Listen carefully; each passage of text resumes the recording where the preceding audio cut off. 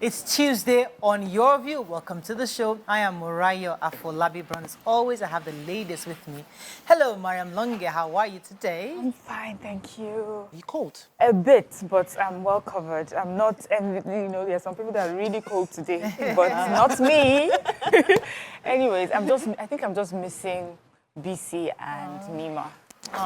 Yes, I am. You know, there's sometimes some of the conversations we have, I'll be like, oh, I wish Nima was here to hear a perspective of BC. So, yes, today just to say that we're missing our two sisters. Yeah. And even Wake has not gone to Lome. I'm not supposed to tell anybody. Oh, sorry. Like, he's not here. She has traveled. And like, yeah, we just keep traveling. But it's all good. It's like how you doing, Damola? I'm very well, thank you. I'm cold. Miriam is taking a swipe at me, but yeah, I would warm up with my hot tea.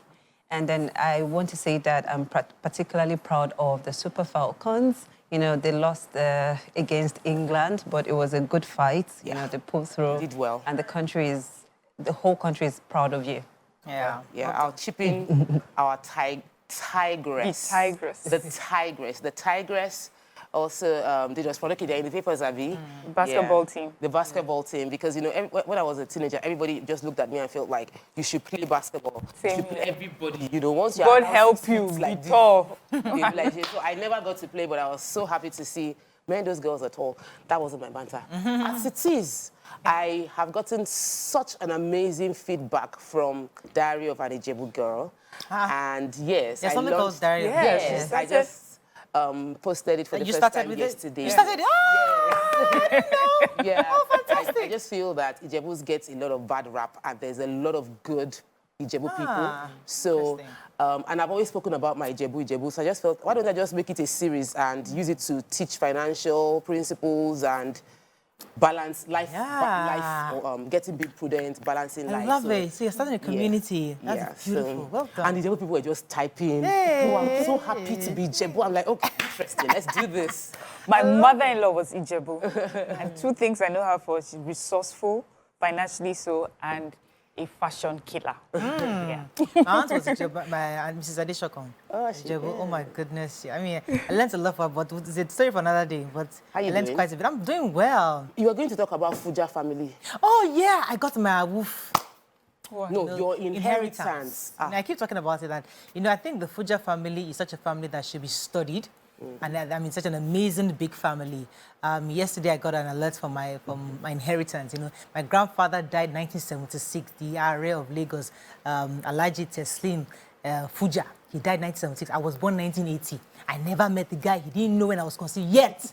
47 years later, I'm still receiving money every year from the estate. I mean, I was like, when I got the alert, I'm like, this is some serious conversation we need to have about inheritance, transgenerational wealth. You know, I mean, no matter what, I mean, my mother got something and now her children are getting something. Hopefully, my kids, I mean, it's just amazing.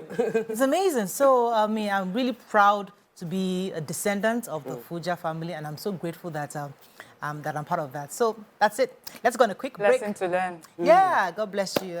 You know, let's go on a break. When we come back, we look at the front pages of the papers. Stay with us. We'll be right back.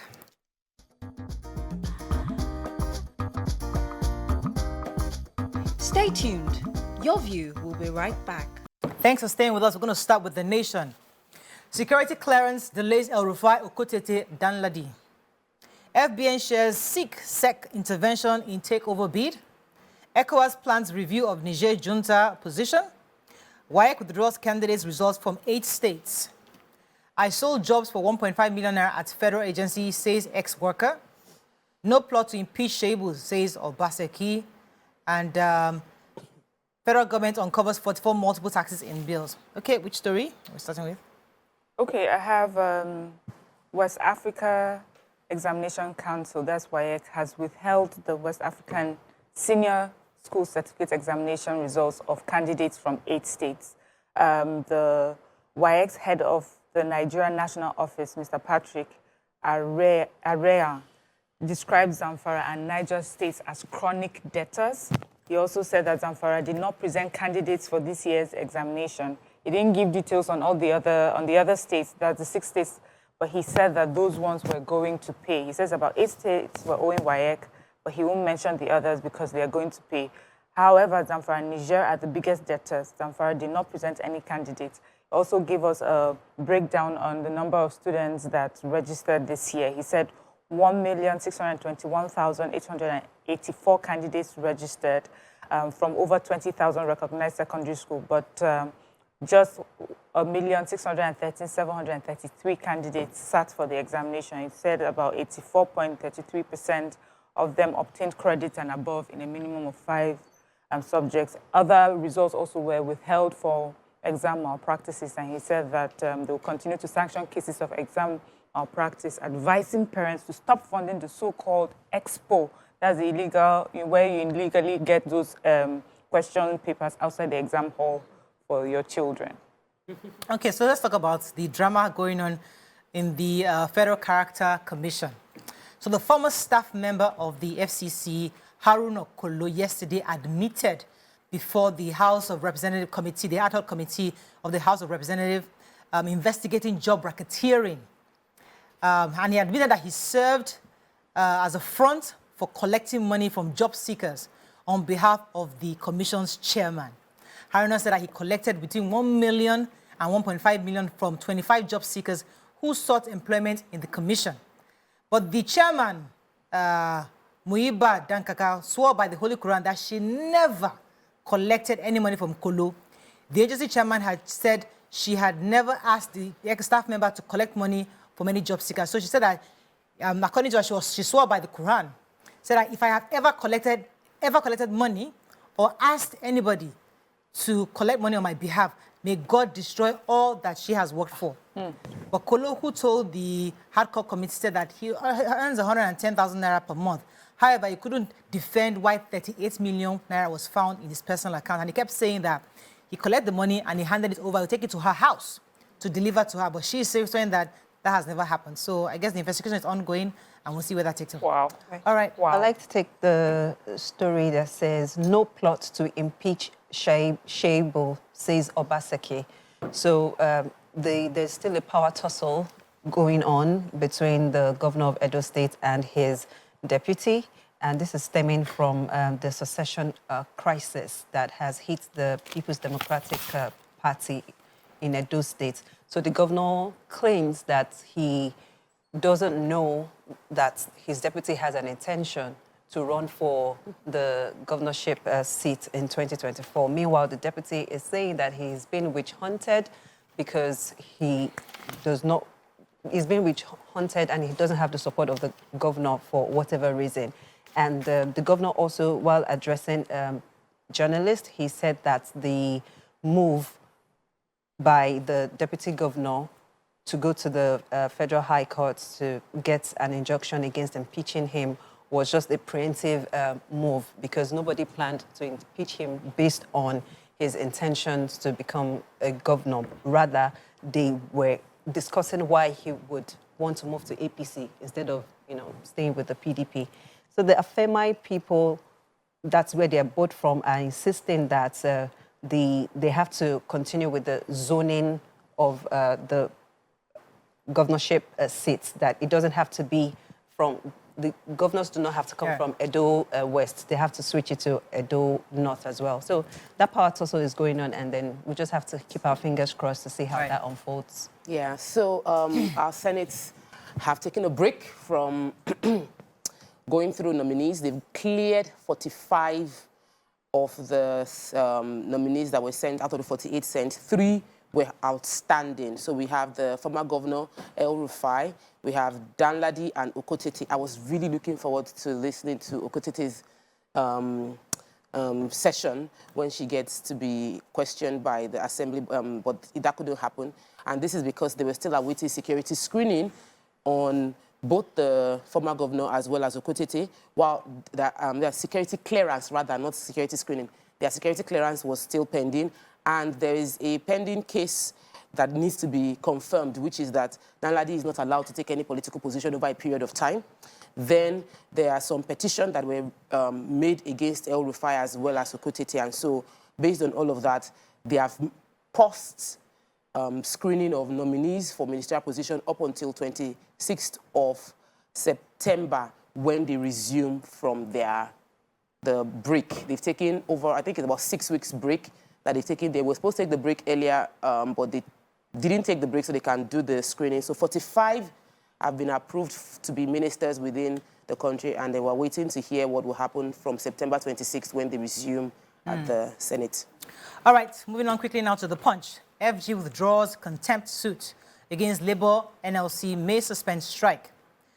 Jakande conceived Banana Island, allocated no plot to himself, says son. Mob attacks cop as bus crushes motorists on BRT lane. FBN shareholders protest AGM suspension, demand regulators intervention. Niger mega rail project threatened. Over 1,000 trucks trapped. Senate refuses to confirm El Rufai, Danladi, and female nominee. And Obaseki dismisses impeachment plot, says Sheibu planning APC defection. Okay, let me talk about the maiden edition of Alhaji, late Alhaji Lateef Jakande. Yesterday happened, and quite a number of governors were present. The Lagos State governor was represented by his deputy, Dr. Obafemi Hamzat. His son, Sheyi, was speaking at the event that took place at Sheraton Hotel, Ikeja, and he was saying that they were reviewing the lecture by Lateef Jakande, the man, his journalism, his politics, and was organized by the Guild, Nigerian Guild of Editors. Interestingly, he was actually the very first chairman of the NDE. Wow. NGE, the Nigerian, because he was a journalist. He was the first president of the NGE who served and also served later as governor. But Sheyi was saying that his father, who actually started, conceptualized the idea of Banana Island, started even with the filling of Banana Island, never allocated any land to himself or his family. People used to wonder, does he even have a wife or children? You know, he never allocated anything to himself. But he was known for being a very... what the paper said now. Sorry. So the papers, he also mentioned that he wanted the Lagos State government to consider renaming LASU after his father, Jakande, because according to him, he was the one that actually... the institution was his brainchild, and I think they believe that he deserved to be named, to be given that name after him. Yes. I agree. Okay. But I also feel like Jakande is known for his integrity and his visionary stance with development within Lagos. You know, we credit our president for 1999 till now, but we should also credit Jakande for the progress Lagos had from his time till now as well. We wanted to do Blue Rail back then. Let's go on a quick break. When we return, we continue with our review. Stay with us. We'll be right back.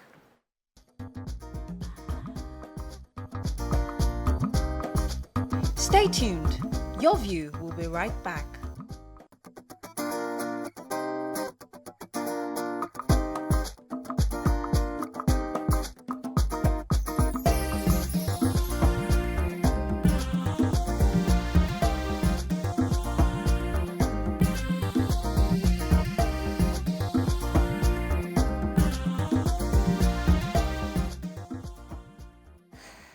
Thanks for staying with us. We're still reviewing Punch. Any other story? Yes, I have this story that says a mob on Monday descended on a police officer after he had allegedly pushed a man called Yusuf onto a BRT lane and had pushed him, and then a BRT bus came and crushed this person. So eyewitnesses are alleging that this Yusuf policemen were trying to extort Yusuf, and in the course of doing that, they pushed him out, and the bus came and crushed him. And he fell. Although eyewitnesses also say that he didn't die, but he had a cut on his arm and he was bleeding. He laid down almost lifeless on the ground. And so, according to eyewitnesses, they said that the police was trying to escape, and they also surrounded him, beat him up as well. And eventually, other police officers came and rescued their person, and people also were trying to help the other one. But the police command is saying that that's not what happened, that the policeman and Mr. Yusuf are both victims of an accident. They said this BRT bus was the one that was driving illegally on the lane, and he hit both of them. But eyewitnesses' account is saying something different. So that's what we have on that matter. Okay. But they've both been rushed to the hospital, taken Great. to the hospital. I have the Niger story. Nigerian Niger mega rail project threatened. And this is stemming from the declining diplomatic ties between Nigeria and Niger.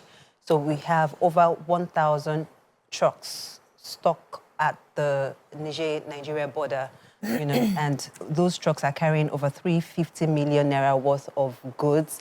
And, the story went further to talk about the rail project that was, it was embarked upon by the Buhari administration, yes, and it's a $2 billion rail project, and it's supposed to connect Kano and Niger. And, when the president spoke about that project, or when they launched that project, it came with a lot of backlash because people did not understand why we would want to build a rail to connect Niger in the first instance. But then the president made a statement saying that they just found oil, and it's better for them to, to transport it through Nigeria instead of Benin. And then the project actually commenced. Unfortunately, because of these issues that are happening between Nigeria and Niger, the projects have now been halted, and the contractor is saying that they have started work and they have employed over 300 employees. They've employed over 300 Nigerians, exactly, and they are really suffering the backlash of the Cold War between both countries. Okay. So the Labour will not be going on strike. So, Nigerian Labour, they said they were going to go on strike on the 14th of August based on the fact that the federal government was taking them to court to sue them for contempt of the court order. And when they threatened the strike, the government has withdrawn the contempt case in court, and now they have backed out from, they are saying they will back out from going on strike. So the reason for the contempt case was because they had already gone to the National Industrial Court that Labour shouldn't have gone on that protest on Wednesday. But Labour said, based on their lawyer, advice, that they went ahead with it, and that was why they were going to be sued on contempt. And right now, I'm happy that we're actually talking to one another, and we're not going to bring the entire economy, grind it into a halt just because we want to prove a point. We're hoping that we put the interest of Nigerians above personal agenda. Thank you. Daily Sun. Niger ECOWAS leaders perfect action plan. Akpabio promises to take up the Southeast case for appointment of more ministers. FG to remove taxes on tomatoes, raw food items soon, says JTB chairman. Abiola persuaded my father to join Abacha's government, says Jakande's son. Mob beats policeman over death of man crushed by BRT. WAEC withholds WASI results of 8 states over debt. Seplat Energy's gas revenue grows to $63.7 million. Tinubu article hail Falcons' performance against England. Okay, which story are we? We'll take federal government to remove taxes on tomatoes, raw foods items soon. So we have Mr. Mohammed Nami, that's the chairman for the Joint Tax Board. He's also the executive chairman of FIRS and at the harmonization and codification of taxes at national and subnational levels. Keys to achieving tax-friendly environment in Nigeria, Abuja meeting, that's the 153rd JTB meeting. He said that ending taxation on non-taxable items was part of the proposed tax reforms by this administration. He said that we do not want goods and services that are not taxable to be taxed for the informal sector. He also said that we'll have an enumeration in the sector to ensure that those that are trading goods like tomatoes, raw food items are not made to pay taxes. Those that are not making up to 25 million naira will not be allowed to pay company tax or value-added tax. He's also said that we're quite lucky that this new administration from the very first day has indicated interest in eliminating multiple taxations. And the implication is that what we call informal taxes, black taxes, or whatever name it is called, either at the federal, state, or local government levels, will be eliminated. He says the harmonization process will also reduce the number of taxes, block leakages, as well as boost revenue generation. So, I mean, this is good news, especially for the informal sector. You know, that's what we cry about all the time. You're taxed for different things at different, different points. And then you're not, and I'd also like the fact that if you're not making up to 25 million, you will not be expected to pay company tax or value-added tax. Yeah. That's good. All right, so the Senate president yesterday, after the session they had, was able to assure 14 members of the senators from the Southeast zone that he will speak to the president concerning the balance, the need to balance the geopolitical representation in the ministerial appointments. They raised that motion, according to the paper. Senate President, who spoke at the end of the plenary, or was reacting to a motion stepped down in the order paper. The motion tagged urgent need to balance geopolitical representation in the ministerial appointment, and it was sponsored by Tony Nwoye and 14 other senators from the Southeast geopolitical zone, and he assured them that he would discuss it with the president. I don't know what that's going to mean, because we currently have 48. Are they going to add more? We're going to remove some more. I mean, that's an interesting conversation to have. Okay, let's move on quickly now. Wike had already written a letter. We know that as a former governor of Rivers State is a PDP member, and now is accepted to serve as a minister in an APC government. So he had written the letter even before going for his nomination that he was going to let PDP know that he has accepted to serve in this government because he believes in collaboration and working together for the growth of Nigeria, and he believes that he would continue to remain a card-carrying PDP member while he intends to serve as an APC in the APC government. Well, he's not stepping down. He wanted that clarification out, and he informed the PDP of his intention to serve. And at that level, you're really serving Nigeria. Yeah. So, Vanguard, Minister Senate stops El-Rufai, Okutete, and Danladi. No plot to impeach Deputy Governor, says Obaseki. Biafra sits at home is dead, buried, says Nnamdi Kanu. Gunmen kidnap monarch, wife in Nasarawa. Protest Makinde, NLC, TUC, end feud. Billion naira debt, WAEC withholds result of candidates. FG to harmonize multiple taxation, says Nami. And FG withdraws contempt charge against NLC and TUC. Okay, which story are we starting with in Vanguard? Let's see. Anybody has... Okay, let me start with Nnamdi Kanu. So the leader of IPOB, Nnamdi Kanu, yesterday said on Monday sits at home, that all the Monday sits at home in the Southeast is dead and buried. Kanu urged the people of the Southeast to welcome the cancellation of the sit-at-home order. He was speaking through his counsel, Ifeanyi Ejiofor. He charged residents of the Southeast to reject those using his name to dupe people. Although it was IPOB that initiated the sit-at-home order to push for Kanu's release, the initiative was hijacked, according to him, by criminal elements using the measure to cause havoc. In a bid to find a lasting solution to the sit-at-home, Kanu cancelled the initiative and replaced it with the Economic Empowerment Day, that's EED. So now we'll see who's really in charge. Is it the guy in Finland? Is it Ekwa Samanekwa? Or Kanu, who is behind bars? Only time will tell. Another story in Vanguard? Yes, there's been a crisis in Oyo State. The NLC, there's been a standoff between Governor Makinde of Oyo State, the NLC and TUC have decided to step in to end the feud. The governor has addressed the workers, finally, because that was what they were insisting they wanted. The governor addressed the workers at the secretariat and assured them he would place priority on their welfare. He also ensured that he said he acknowledges the misunderstanding in the payment structure that occurred between both of them, and he's willing to make do on their demands. So they are going to be, the demands remain worker salary deductions that were made from 2021 and 2022, and promotion letter and release of their leave bonuses.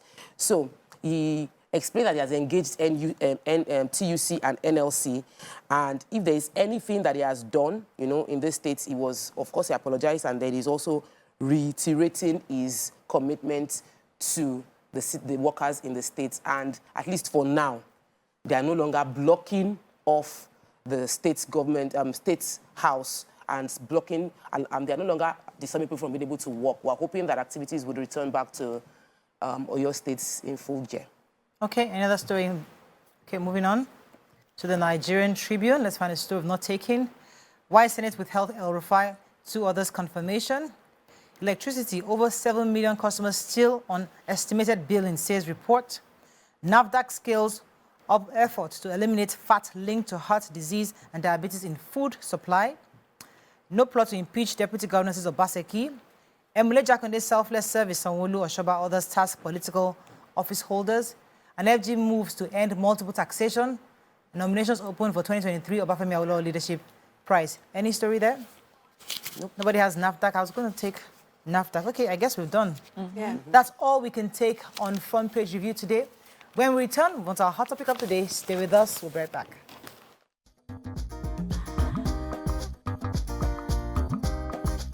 Stay tuned. Your View will be right back.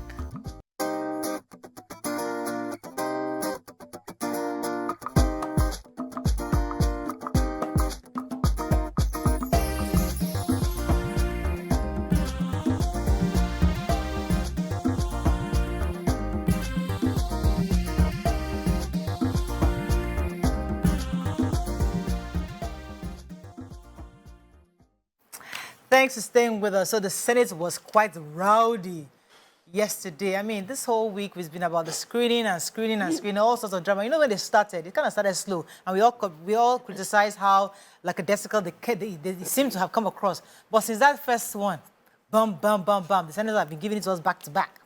So the Senate was in a very rowdy session over a motion seeking to step down the screening of Mr. Festus Keyamo, SAN, as the ministerial nominee, according to one of the lawmakers representing Abia Central, that's Mr. Darlington Nwokocha.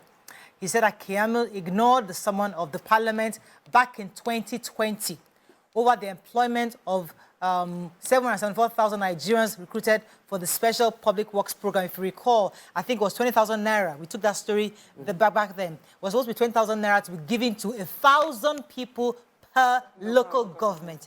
And there was issue of the disbursement. You know, there was, I think it was 52 billion naira that was approved by the National Assembly, and there were issues concerning the disbursement because people were saying that I didn't get, we got, others did not get. There was a lot of drama. And then the National Assembly has summoned him. Tell us what happened. Oga refused to show up. He did not acknowledge their summon.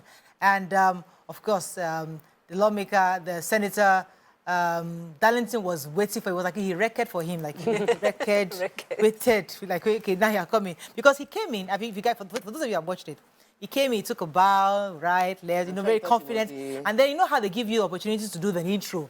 Oh my goodness, he was really smart. He really gave the intro of how he, by himself, took the federal government to court concerning the importance of ensuring that the military were able to be confirmed by the Senate before becoming ministers. So he was the one that took that match. So I was saying that I was the one, what you're enjoying today, the power you're enjoying today. I was one of those that ensured I took the government to court, you know, to let them know how important it is. Unfortunately, they were just watching him finish. When he now finished, of course, Senator Darlington went for him. But listen, these are the issues. You were once a minister, right? And you had a task to do. And a budget that was approved by the National Assembly was allocated. Your job was supposed, because they have oversight functions. That's their constitutional right to oversight and look at what you're doing. But they called him, he never showed up. Now, should somebody like that be also recommended, be nominated to be a minister? That's one. Secondly, do you think, because eventually he apologized, do you think it was necessary for him to apologize or there was no need for him to apologize? Well, what exactly are we apologizing for? Is he apologizing for the fact that he did not recognize or respect the Senate enough to answer when they called him to defend how he spent the money? Yeah. And all shades of wrong. So, first, Festus Keyamo is a very, very controversial person. Not that he's a bad person, not that he's not an effective, efficient person, but he's a controversial person. Before they nominated him, everybody was like, are they really not going to nominate Festus Keyamo? They nominated him, like, really? They nominated him? How could they nominate him? So, whichever way, Festus Keyamo represents a lot of controversy for this administration and this government. And he had that baggage coming in. Beforehand, he would have done what Wike did. Write a letter up front. He's a son, for God's sake. You know that they were going to come to you with what you did.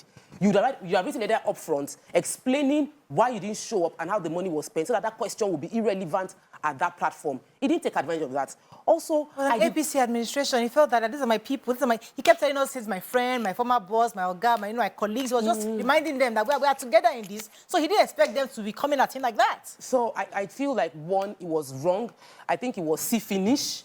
There was a see-finish between the nominee, Festus Keyamo San, and the National Assembly. The see-finish happened from last administration, which is why they would invite you and you will not show up. Who are you? You are a human being. You are a citizen. The Senate represents us.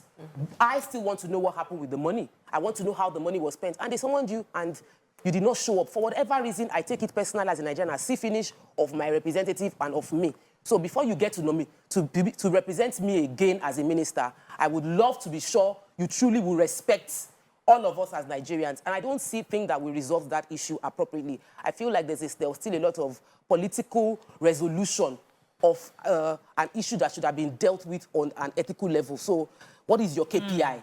Deal with the issue, not political resolution. What we have now is like we use sellotape to patch something. We have not resolved this issue at all. This thing might still happen. And when we don't go through issues properly, we will keep on facing that same challenge. But he has apologized. Let me come to Mariam. Your thoughts? Yeah, He's apologized. I mean, he's apologized, and then because of what we've seen, the precedents that they have laid out with the other nominees, where a lot of people were called, when they were called, they were told to just bow and leave, bow and go. Our dear friend. Yes, so we have some governors that at the time that they left office, the citizens were praying to God to finally answer their prayers. We have the new administration saying that the former governors have done this or done that. We have a senator now that had gone on TV to accuse some senators of, or allege that some of them, when they were leaving, took things away. I have not seen any questioning based on those accusations or allegations. And to put Keyamo on that stance, for me, it's like, why the double, what is happening here? I believe that everyone should be asked exactly of what they have done before now. If there are any issues or allegations or accusations that are out there, they should have been made to address it.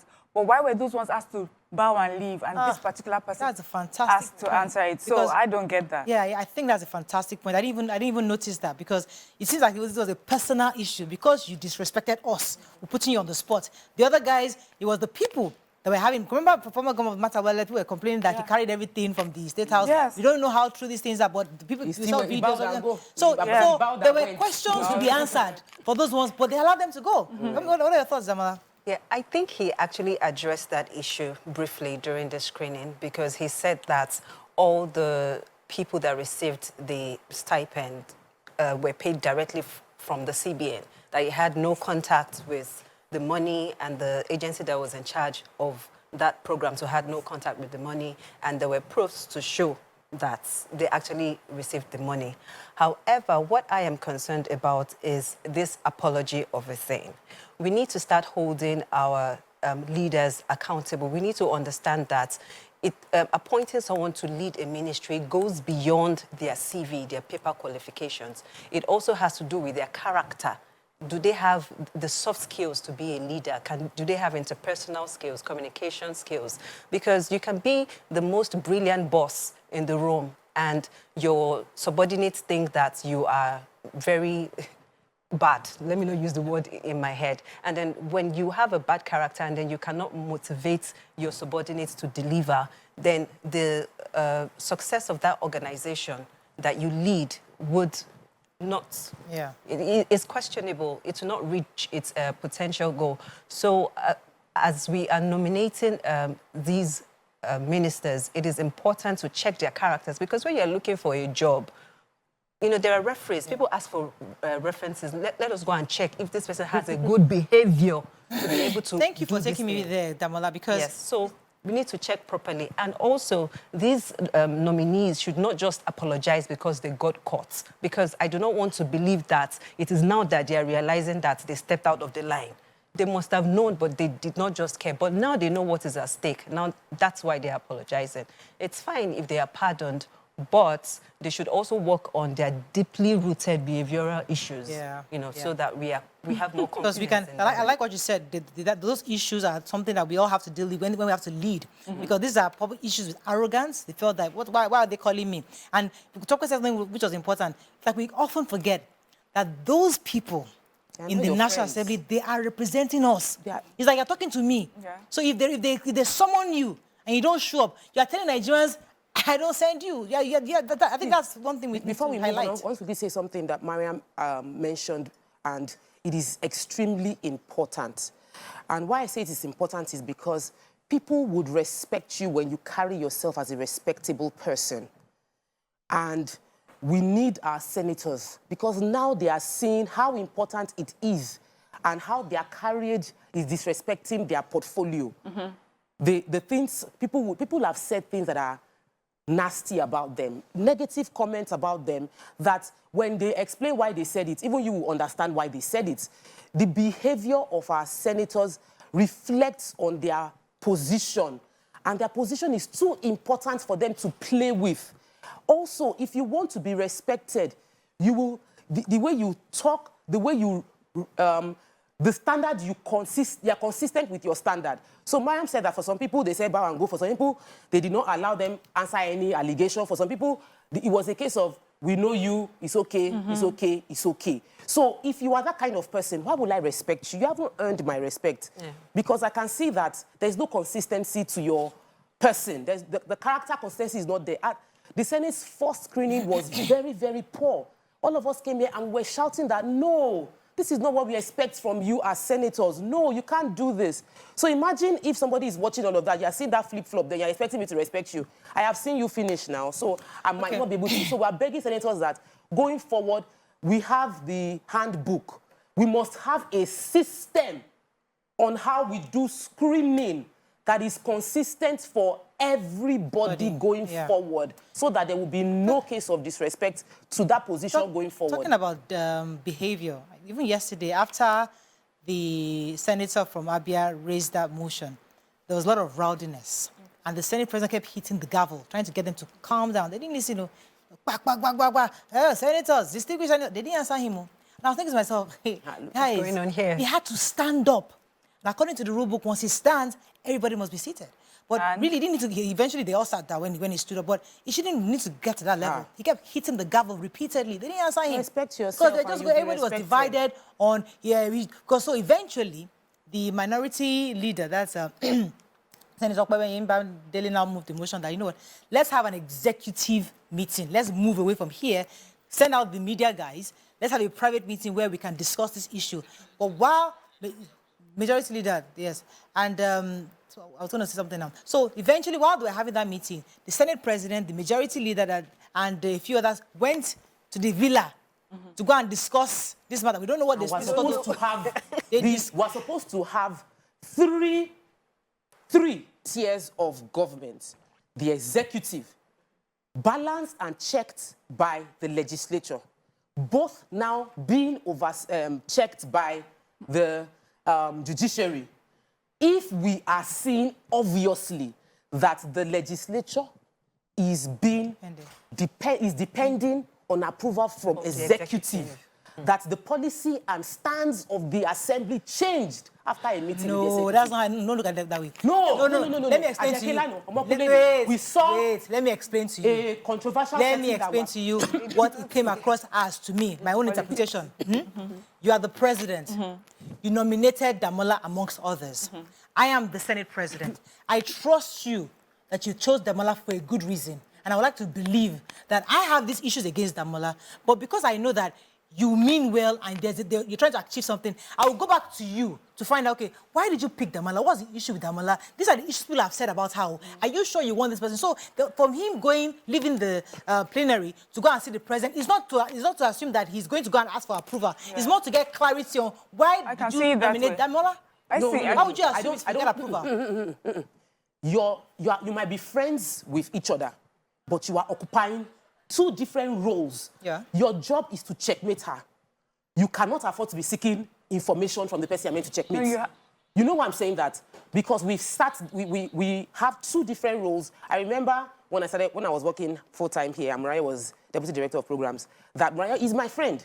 And Mariah needs to query me. And she will tell me, I'm sending you a query. Because even though we are friends, there is a difference between our friendship, our trust, and the role I'm occupying as your boss or as the one checkmating you.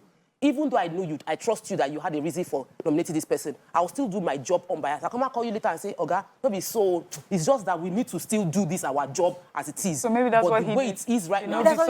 We're not in the room with them. Exactly. Did we follow him into the room? But we know well, you know how I feel about politics. Yes. You know they have different systems, different principles for different people and different scenarios. I understand what Tokwe is saying. Yes, we really need to have almost like a separation, so that, you know, there's able to be checks and balances. But also, we need to also have collaborations, because we have had situations where we know that the legislature is just waiting for the executive. So any policy that they pass, anything, they sabotage it. We also do not want that. But we hope the executives, legislature, judiciary, no matter what arm of government you are, that you understand that the interest that comes first is that of Nigerians. So if that conversation was really, and I would like to believe that, as Mariah is, painted, that it's really about, we had a Bosun Tijani. He was rude to you, even personally. Of course, he was rude to Nigerians, unpatriotic in some of his tweets. But we have seen that beyond that, he's a person that has a lot to give Nigeria, and we're even willing to forgive him. He has asked for an apology. And now we brought another person who, well, we have seen his antecedents, we've seen what he's done, and he has also been quite rude, has not even answered our summons before. This is not someone that carries himself like, a person that will want to be minister. Why have you picked him? And if he's also able to explain to them on the reasons why he picked him, that they feel puts Nigeria first, then I'm down with it. But, as Nigerians will question, what are those things that were discussed that made you people agree that he can... We got to go on a break. I know that we choose to believe that they just did paddy, and it might not be paddy. Let's go on a break. When we come back, we get a few calls, and Sweet, stay with us. We'll be right back. Stay tuned. Your View will be right back.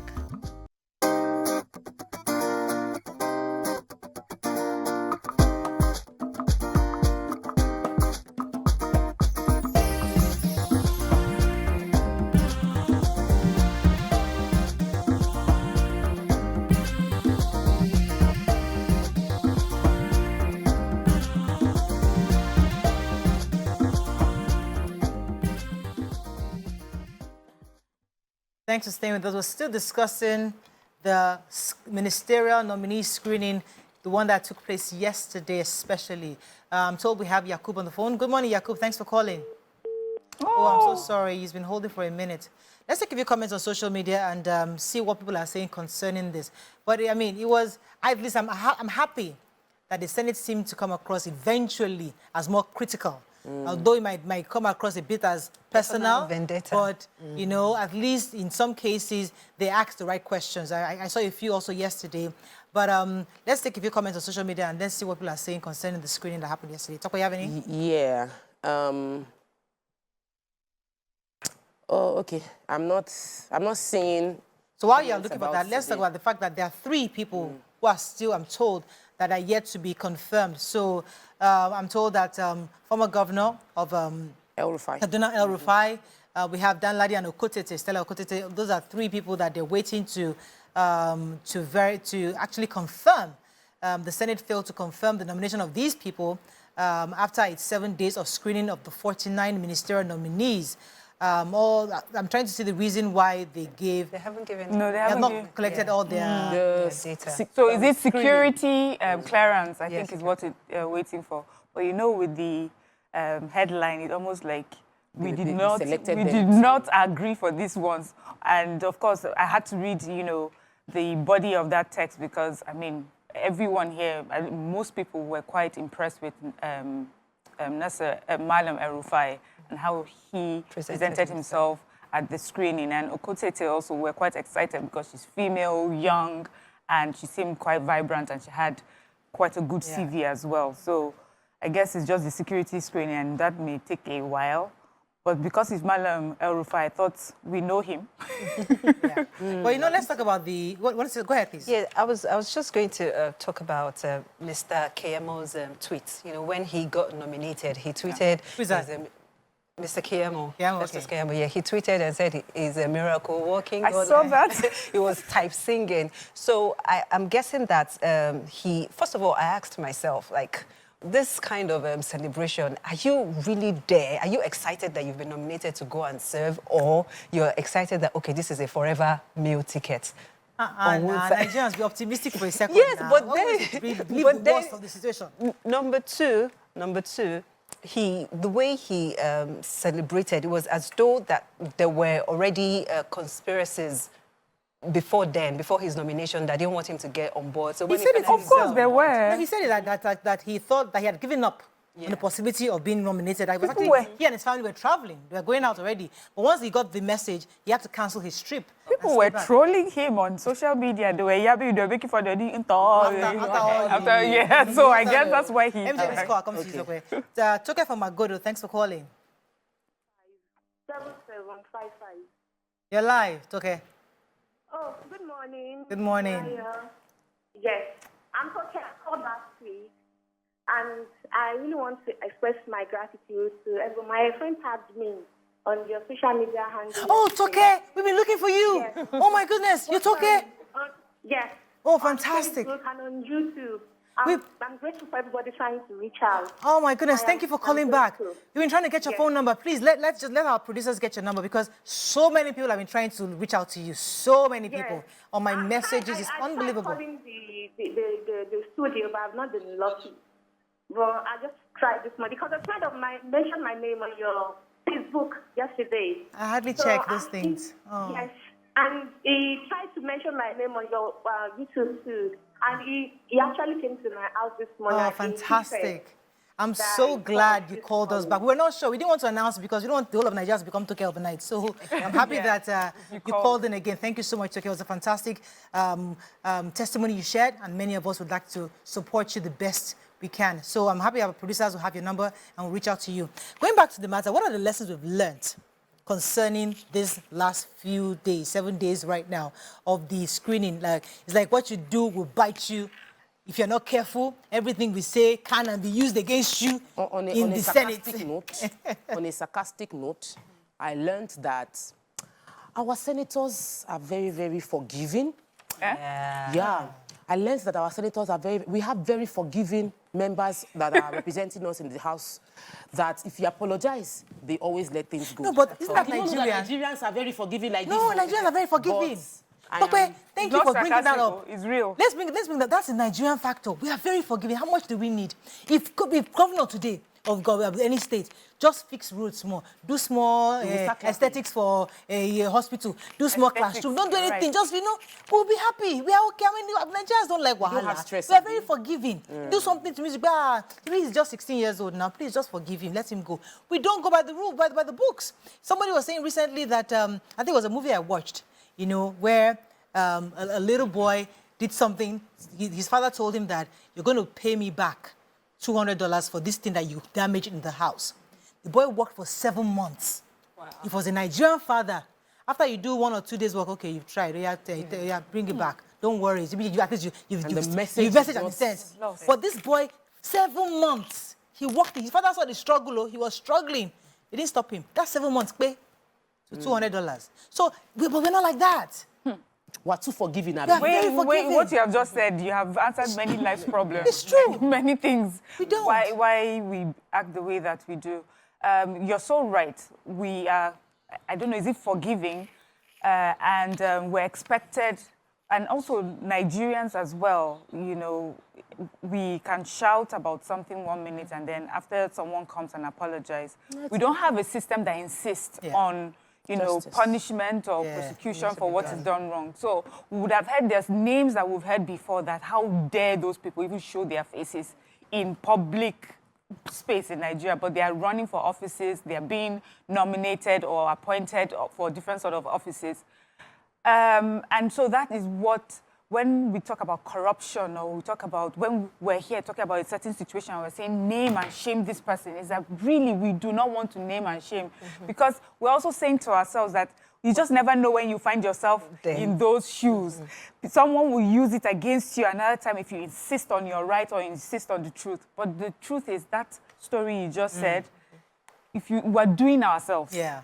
In the end, if we are able to put down a system where people who do wrong, like real wrong, are punished, and that message is sent, we will have people coming up later being careful of how they behave, what they say, how they behave in office, what they do with government and people's resources. Yeah. But I have another example. I'll come to you in a second. I have a caller. Yakub, thanks for calling.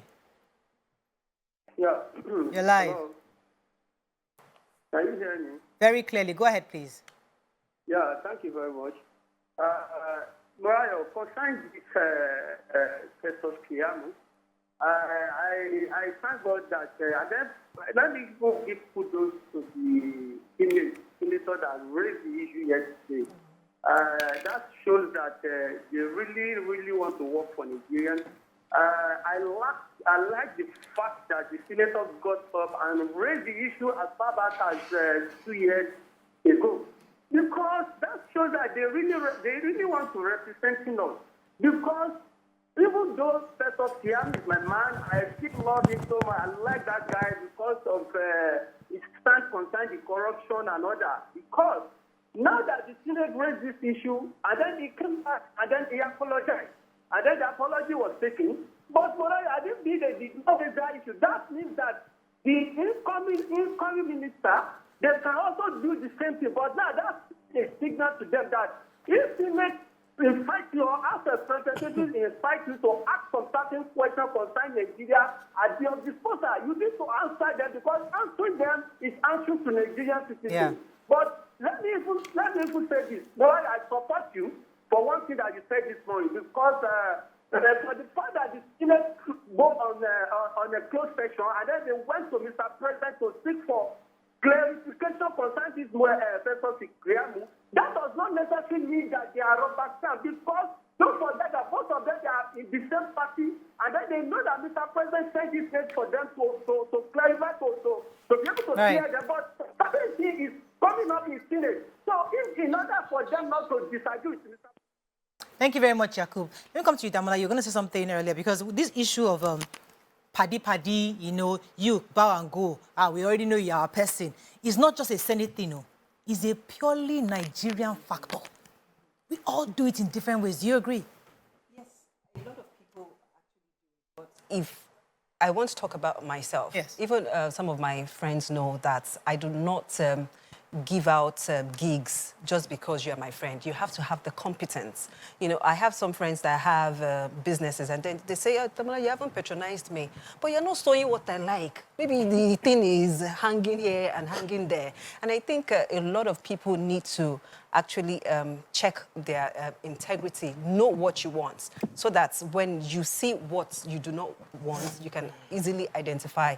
And what I've learned in the course of this screening exercise is that what I cannot defend to the end, I will not start it, because I do not want to be embarrassed on a national TV. And that's why it's important to criticize constructively, so that when push comes to shove, you can actually stand by it and say, yes, I said this thing, and these were the reasons. Because, for example, this Bosun Tijani's issue, he said all those things out of frustration. His frustration was actually valid, but he's been made to apologize because of the kind of words he used. Yeah. So it is important to understand, the importance of constructive criticism and be able to stand by what you mean. Let people know you for who you are. Yeah. This is I have an interesting example that's going to indict me and the leaders of your view. So this is what happened. Nima loves to greet people happy birthdays. And she started it. And gradually we started getting requests. Everybody said, tomorrow's my birthday, please, your birthday. Everybody will send us messages and we'll be greeting. After a while, our banter became about birthdays. It wasn't about, because our viewers loved to hear, how did you spend your evening? How did you spend your weekend? But we're now focused on saying happy birthdays because we're getting a lot of requests. Then the company said, hello, ladies, no more happy birthdays. Just greet maybe your husband, your wife, your husband, family, only close family will allow you to only greet only your close family for birthdays. No more general fans, everybody greeting. That's the rule, but not the ladies. There is one friend, one close friend, one close auntie somewhere, one uncle somewhere. They will send you a message, please, tomorrow is my birthday. They will now slide it in. Hey, well, I want uncle like this, his birthday is tomorrow. You know, it's a family member. No, it's not a, you know, when they say family I'm member, telling you. it's mommy, daddy, children. That's the rule. We are Africans. But because we are Africans, because somebody will send us a message, hey, assist now, tomorrow is my birthday now, please let me greet it. It's my cousin, or it's my neighbor's friend, or it's somebody that just knows you will send you a message, and you will break the rule because you want to satisfy. Same thing. Bow and go. We are paddy, we are friends. You're my you're governor, we are friends now. Though we're not allowed to, we're supposed to screen you, but you're my friend. Don't worry, just bow and go. It's the same thing. We all do it to each other. So it's easy to say, oh, it's them. But we are all part of the system. We're all Nigerians. That's the truth. We're going to wrap up. So bow and go, obviously, we all disagree with it, and we want it completely expunged. Okay. You know, bow and go should be expunged. Nobody should be allowed to bow and go. We could understand what... Okay, I'm sorry. Let me hold you for a second. Abraham's been holding for a minute. I'll come back to you. Abraham. Hello, yes, thank you. Good morning. Yes, you're live. Thank you for this program. I always appreciate you. Thank you, sir. I'm a first caller. Welcome to the show. God bless you. Now, on the case of, on the issue of Festus Keyamo, the issue is that we have to go to the root of the matter. I don't think he has offended anybody. When he was, yes, so we have to go down to the root of that matter. Much as I believe in separation of power and the checks and balances, because the Senate represent the grassroots people, they are closer to us, so they are the voice of the people. But when you are invited on frivolous issues, or when the invitation, the purpose of that invitation is not transparent, we all belong to this country. Keyamo initiated that program, and it got some volumes of money. They wanted to invite him, so I followed that matter closely. They wanted to take that program from him, and Keyamo said no. So everybody has principle. He was not, Keyamo is not a rubber stamp minister, and I really supported him throughout. And a lot of meaningful Nigerians supported him. He was working with Buhari, he was working with cabinet, he was working with APC, he was working with many significant figures in this country. If you are taking a wrong step or done something wrong, I think those people should have corrected him. He did it very well. All the allowances, the constancy allowances that the senators were receiving, who did they make account for? Have they ever accounted for anybody in this country? Thank you very much for bringing that angle, because really there wouldn't have been need for a closed session if the issues were allowed to be laid out openly. Let us know what happened. That's what he's just giving us an inkling to possibly what could have And if actually you remember, transpired. I think that issue was about the list, right? Yes.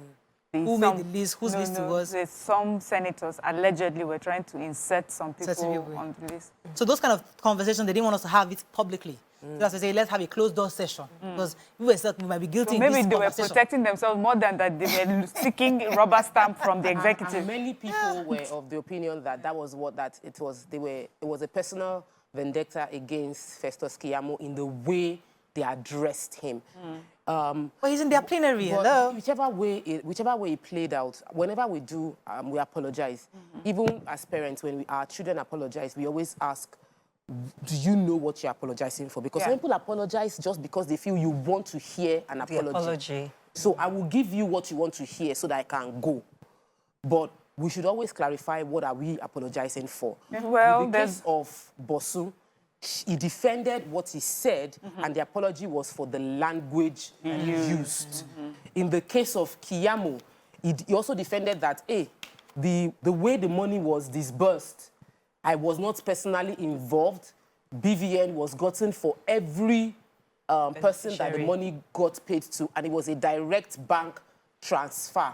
So what was the apology for? Because I did not show up when you invited me to come. Or for Which is also important. I wasn't sure if that was what it was. However, I'm inclined to believe that, that's the thing that was left for apology to be made for, because what you said is heavy, that Nigeria is an apologizing country and we are quick to forgive. We don't try cases. And I just want to spend just 30 seconds to 1 minute to explain what the impact is. If you go to the hospital and you had a bad experience, and rather than taking the doctor to court, you accept the apology and you go. The next patient might suffer worse and the person dies. But what you went through, if you took the doctor to court, without accepting apology, you would apologize, accept the apology, but still take the doctor to court. Why? So that in future, that doesn't happen again. That's why we must have consequences and we must pursue cases till the end. That's all we can take on this segment. Finally, would people have apologized if they didn't have to face being nominated? I mean, they probably never would have apologized in the first place, but that's all we can take on this segment. They've learned a lesson, so have we. Everybody has learned that lesson. Let's go on a break. It's Tuesday. It's our Healthy Tuesday. Stay with us. We're going to discuss anthrax. Stay with us. We'll be right back.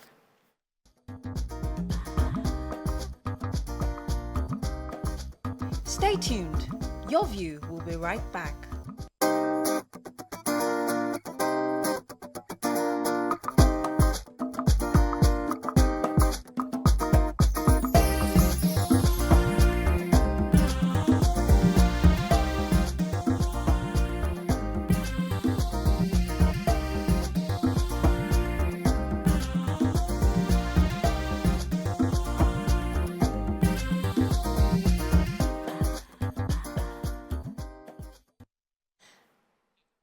Thanks for staying with us. As we said, it's our Healthy Tuesday.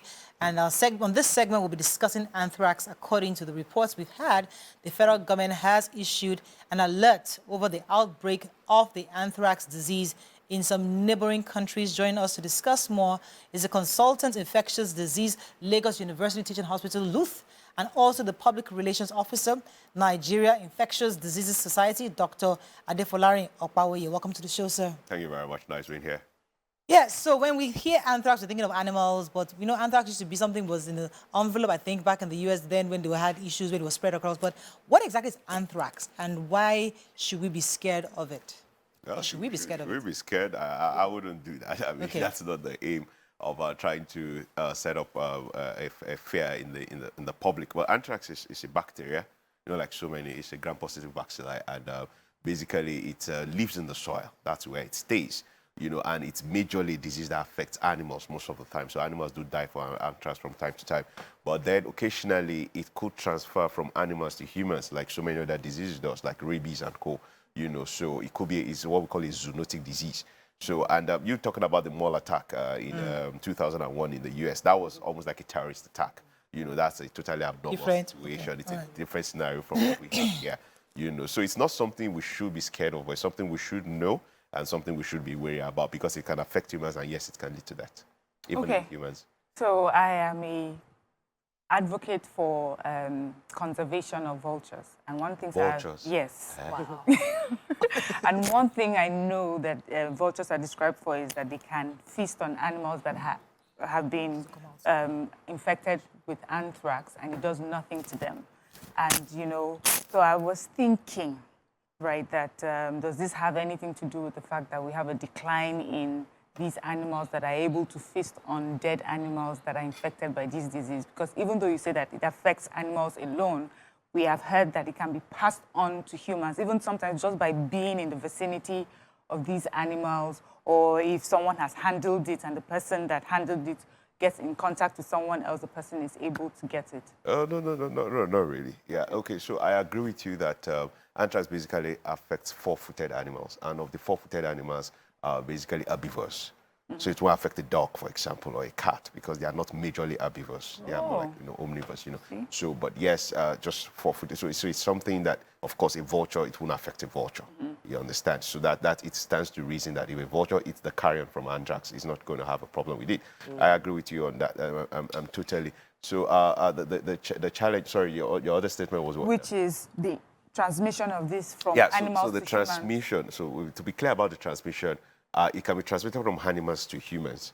And majorly it could be from maybe, let's say, 2 or 3 sources.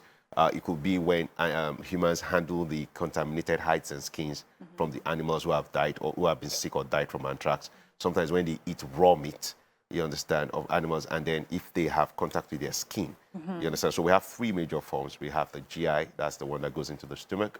We have the inhalational, we know when you inhale the spores, which was the one that happened at the mall attack, but I told you that's a totally not very common. And then you have the cutaneous, the one that happens to the skin, which is usually the most common form of it. So it's very important to understand how it's transmitted, because that's how we formulate our preventive measures, you understand, so that we don't just panic and then throw away the baby and the bathwater. You get, so those are the ways. So now it's gotten from animals to humans through that. We should just stand in the vicinity and no, it's not through casual contact, you understand? It has to be through intimate contact with these animals, you know, really handling them. And then, like the cutaneous one, for example, you have to really handle them with... So, like my butcher is at risk? Yeah, the butcher is at risk. You're very correct. Veterinary workers, you understand? Aha. So, but the butcher is at risk if that animal has anthrax, you understand? So the whole thing is to check all these and make sure that the animals don't have anthrax as at the time they're killing them. Right. So talking about checking, how do you think the government can ensure that the livestock farmers and suppliers are sticking to safety requirements as they supply this meat into the markets? Yeah, okay, so there's a whole structure in the government, you understand? There's a normal structure. And then in terms of an outbreak now, there's what we call the Public Health Emergency Operations Center, which we have activated, for example, both nationwide and in Lagos State, where you bring in experts from everywhere. You understand? You call it One Health approach. I'm a member of that committee. We hold meetings like 3 times a week, trying to look at the situational report and what's going on, how many animals do we have now, any human contact, we do contact tracing, surveillance, and there's a lot of work going on behind the scenes, you understand? So what the government usually does is that ideally you're supposed to get your meat from approved abattoirs. And all these approved abattoirs, they have veterinarians that actually check the meat before they are killed, you understand, and at the point in which they are killed. There's a quick autopsy, you look at the lungs, make sure, because it's not only anthrax you're worried about, you're worried about TB, you're worried about so many other things that could pass on from animals to humans. And so you check at that point, and if there's a problem, they say, no, you can't sell this meat. You understand? But then, you know our people, people try to do all sorts of, cut corners and all that. And then sometimes it's difficult for the farmers. So you just wake up and you have 30 goats in your flock, and all of a sudden 20 of them are dead. I mean, it's going to be difficult. You're going to, kill them.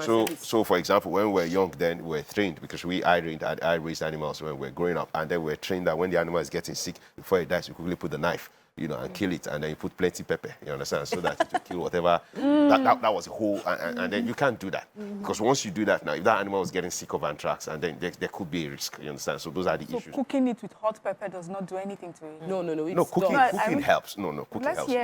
We have an idea that pepper, I mean, in our culture, once something is pepperish or bitter, we believe it works and it's healthy. You understand? Yeah, locally, that's what we think. But cooking anything really helps. Like in anthrax, if you but we're saying that it's really dangerous.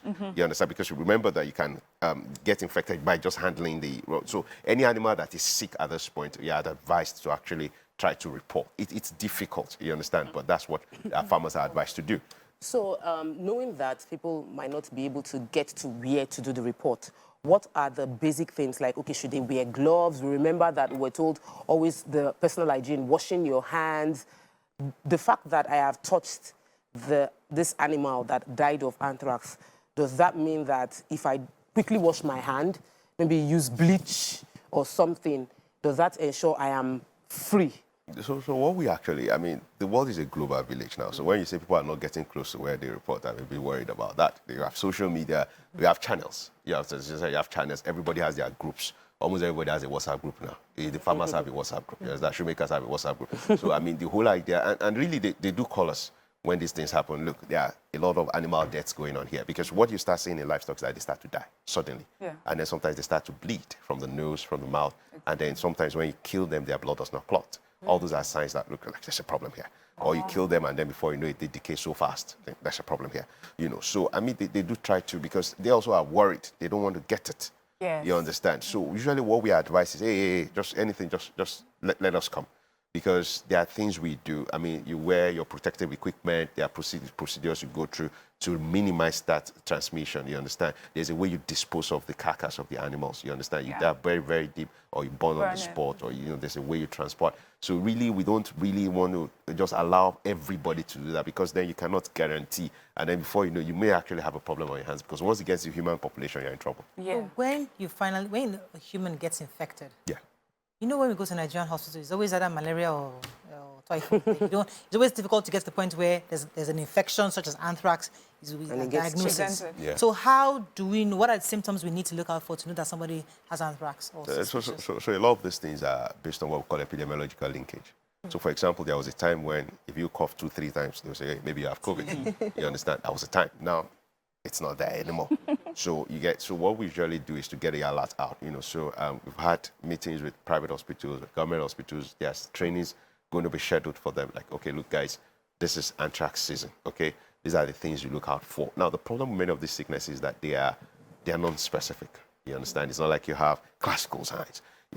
For example, anthrax, I told you there are really 3 different types. The GI, that's the stomach, the one that you get when you inhale, and then the one from the skin. So the one from the skin is the one everybody will see.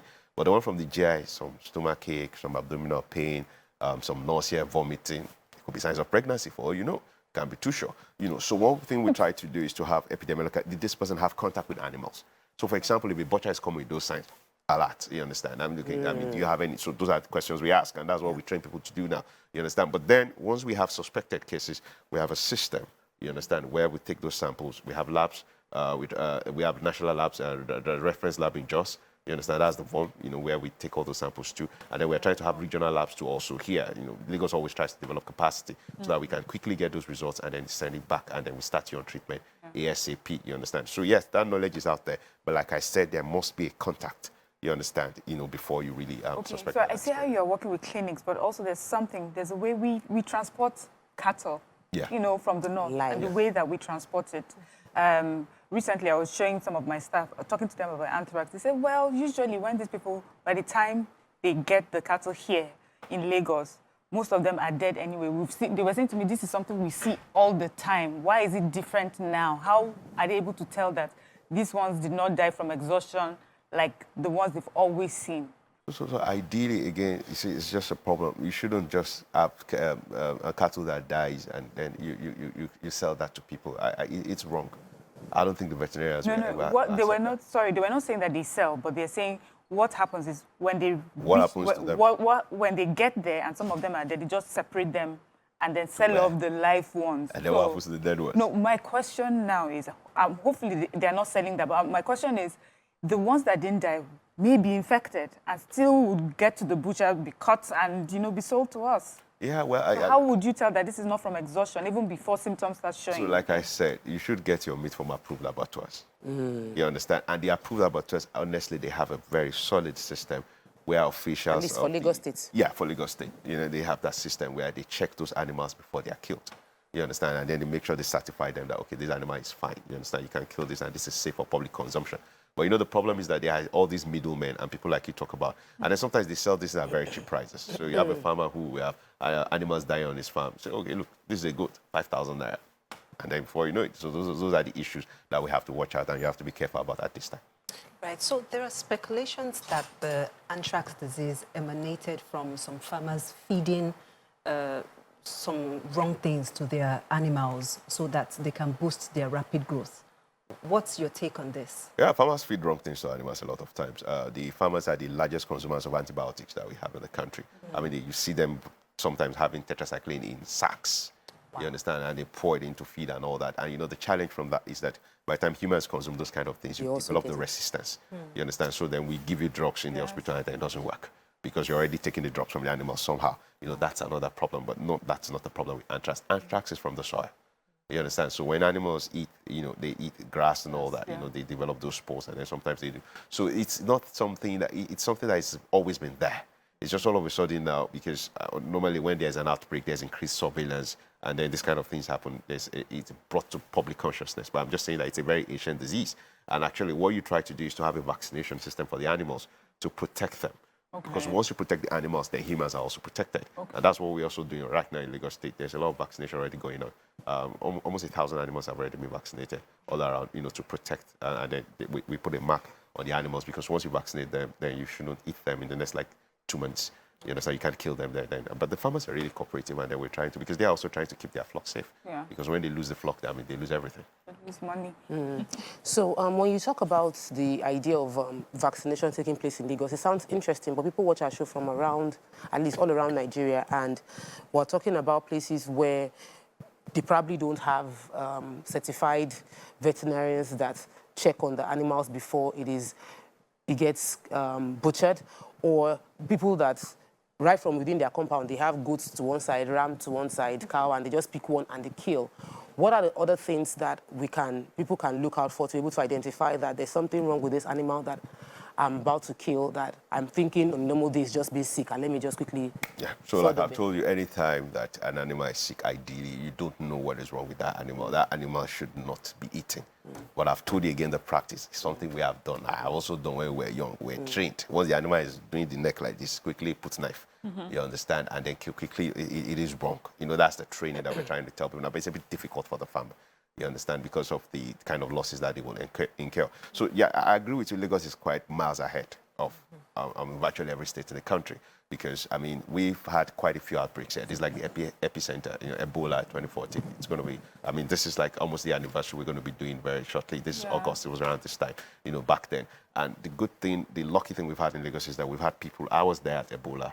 You know, I've been there at last monkeypox, COVID. So we had that institutional knowledge. And so when these things happen, we know what to do. We just roll out. Question. You understand?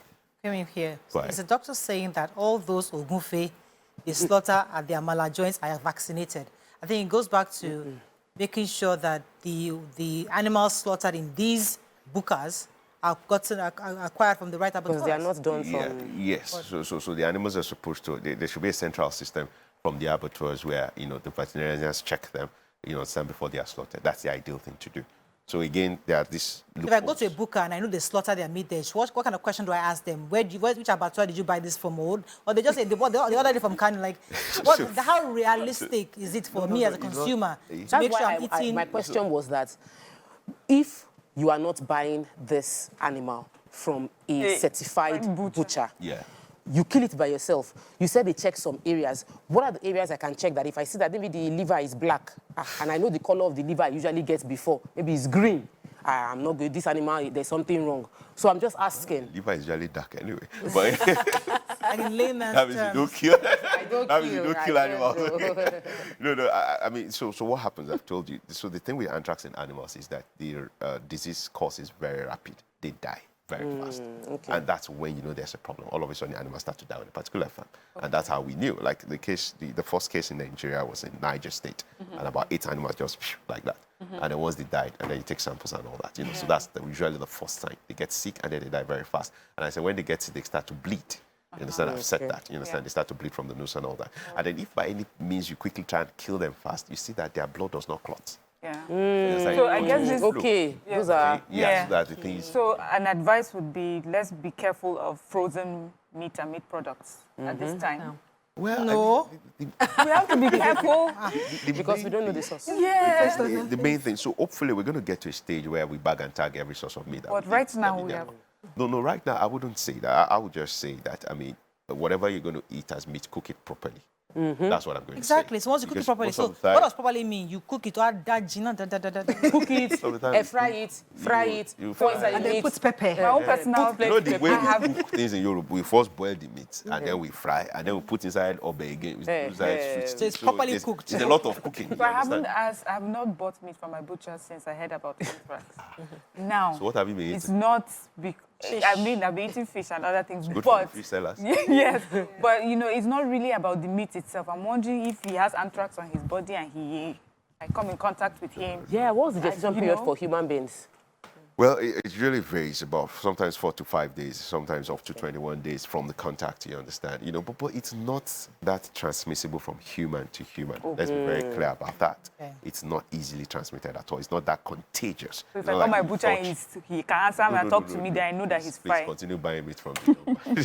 So what you've told us right now, yes, anthrax is there in some animals. Lagos State government is working hard to control it, to train the butchers to ensure that those who are buying from the butchers are certified and all that. However, if peradventure, perhaps using my pastor's language, we get to buy any meat, boil it properly.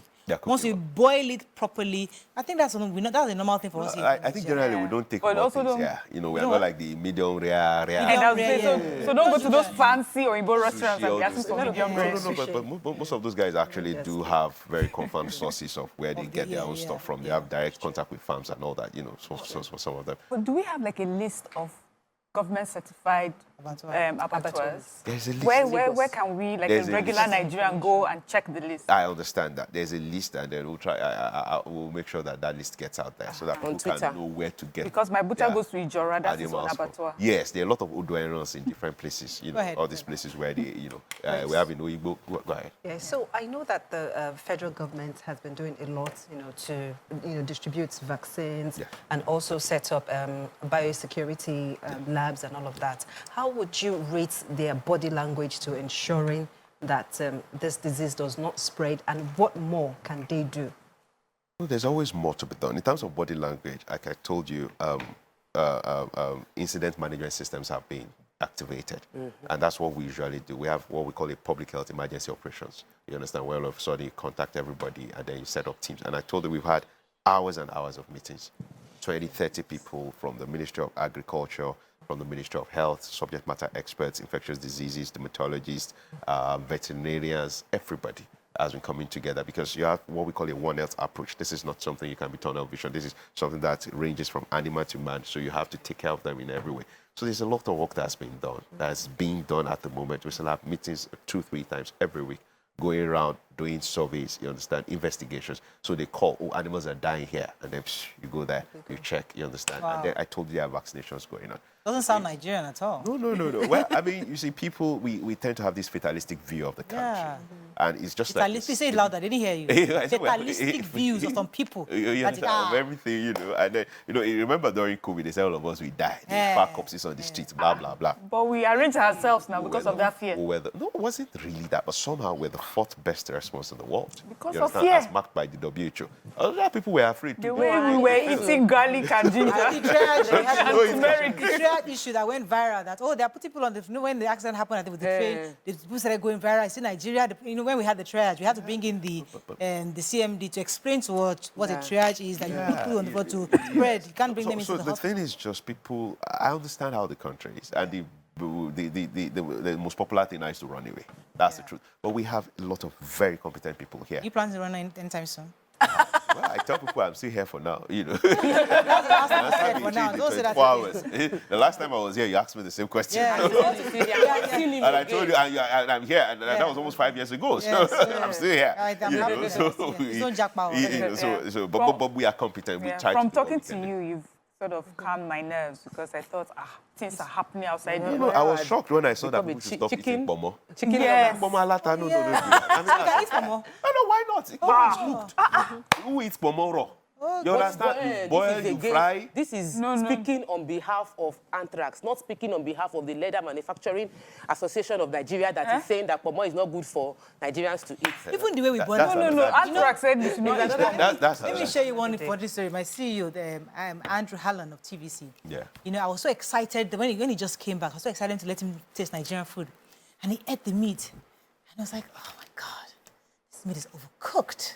I can only taste the seasoning. I can't take the meat. You know what? When next I come back from Ireland, I'll bring you meat. You eat, I'll cook meat for you. You taste the meat. All the eating is seasoning, all the salt and seasoning. Yes. That's all we cook and overcook. So he felt that it was too hard. It was That's why Anthrax will not kill us. But the problem is that you take away all the nutrients, you cook away everything, but then that's the issue. it's a bit safer when we do that, actually. Thank you very much, Doctor. Thank you very much. Happy that you're still in Nigeria. We hope the next 5 years we'll see you again in Nigeria. Please don't japa. Don't Don't japa, please. That's Nigeria will be better. Amen. That's all we can take on today's show. Hope you learned a few things as we have. Have a great day. We'll see you tomorrow. Bye for now.